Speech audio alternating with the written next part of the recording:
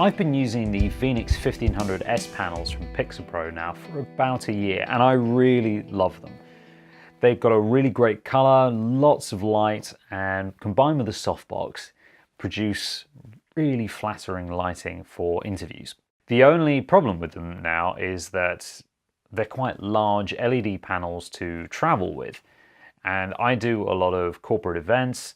I'm on location sometimes, and I don't have the room to bring them in. For those situations, I've been using the Aputure AL-528S, and I'm going to be honest with you, it's not a light that I really enjoy using. So I set myself the task of finding a light that was both bicolor, had really great light output in terms of color rendition and brightness, and I could use on location battery powered without any issues. That's where I came across the Lenno 256 from Pixapro. I went up to the photography show this year of March 2018, and I went up there to specifically have a look at the Lenno 256 to see what it was like.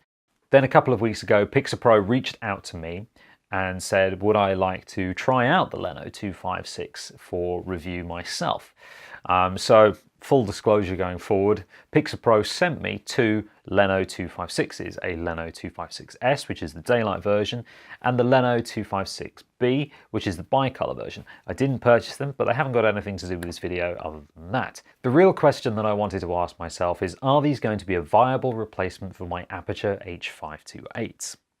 The Lenno 256 is a flexible LED panel with LED chips rather than bulbs, which means they are very robust and they don't put out anywhere near as much heat as a traditional LED panel. It has a detachable control unit and it can be powered via AC or Sony MPF batteries.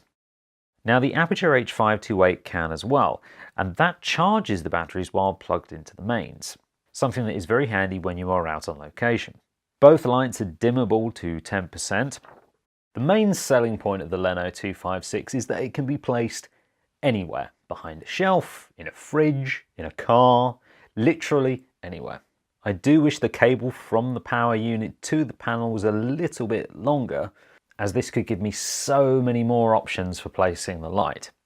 Realistically though, I'm not going to be using the light like this.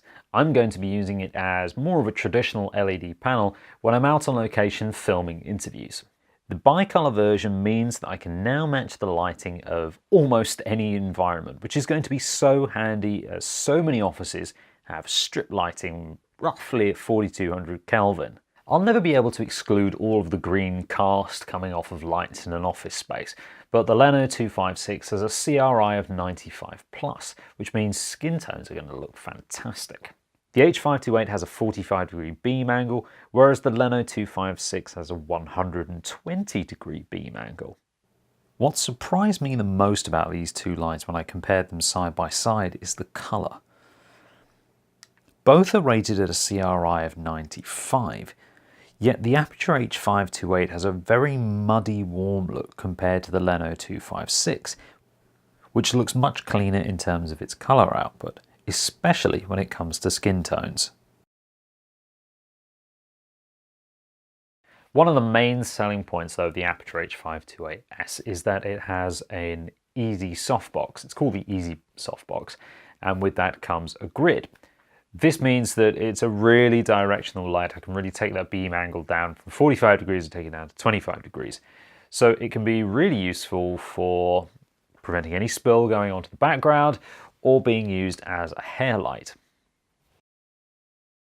So to round it all up, I really like the Lenno 256S and the Lenno 256B.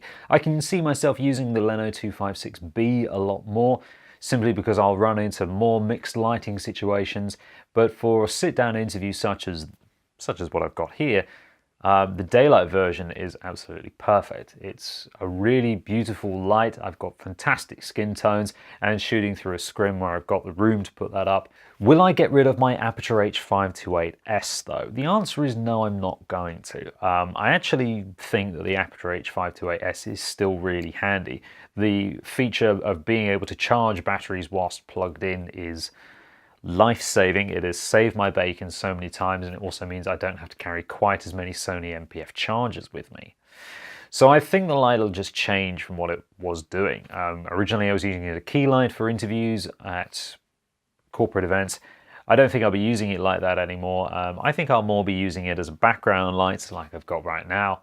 Thanks for watching. I hope you found this useful. If you've got any questions about the Lenno 256S or the bicolor version, pop a comment down below and I'll let you know what I think. Thanks very much. See you next time.